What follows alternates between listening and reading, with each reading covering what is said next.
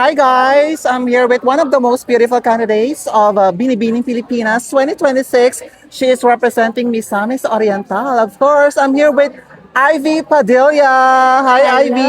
maayong gabi.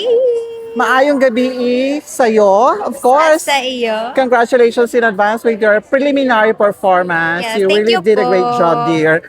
Anyway, I'm just curious about your inspiration of evening gown because you look so stunning. Wow. I personally picked this color lavender because for me it represents elegance, beauty, and authenticity. Also, I collaborated with Sir Mac Tumang. So ito Wow. pong mga cuts niya, siya po ang nag-suggest po sa akin ng ganito. And I actually love it kasi ito din po yung vision na naiisip ko. Iba talaga no pag maktuma. Yes, and Very yes. stunning ang mga evening gowns niya and intricate pagdating sa sa mga designs, Yes. details, 'di ba? Well, anyway, dear, how do you assess your preliminary performance on a scale of 1 to 10? Well, it's a pretty 9 because of course there is always a room for improvement and I could totally say that I enjoyed this moment and I know that I gave my best shot and yun po, grateful talaga. What's your favorite segment for this preliminary competition? Oh, hindi siguro obvious, 'Di but ba? of course, our preliminary gown. How about your last minute preparation before the preliminary competition? Oh, last minute. Actually,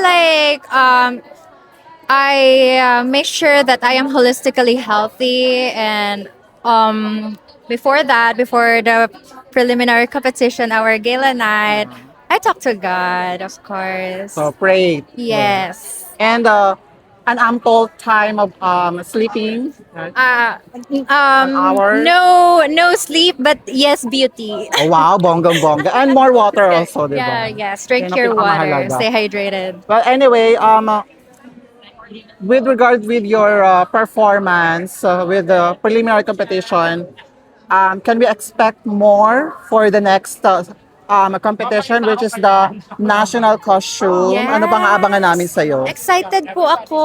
At abangan niyo po because I will be wearing something that will represent a remnant of Misamis Oriental. It is actually a white flower. So it strikes for its beauty and aesthetic but also its medicinal use. So 'di ba, Wow. hindi lang tayo ganda, may essence din po. Exactly, dear. May story din, di ba? Yes, may story po ang ating susuotin. Well, anyway, people from Misamis Oriental are watching right now. Do you have any message to them? Yeah, daghang salamat sa inyong tanan, sa lahat na gaan po sa akua, sa lahat ng inyong mga support sa akong family of friends. Daghang salamat.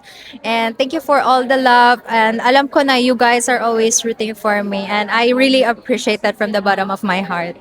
All right. Thank you so much, Ivy. And so beautiful talaga, in fairness. Likewise. Diba? Gapaha, di ba? Gwapa ka man po. Salamat man, Jud. Oy.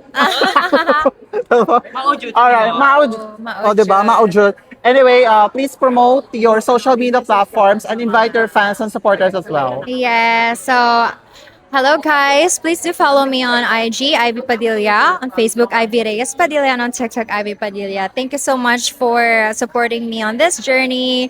And please, abangan niyo po yung mga pasabog pa natin. Ayun. Thank you so much, dear, and best of luck. Thank you. Ma.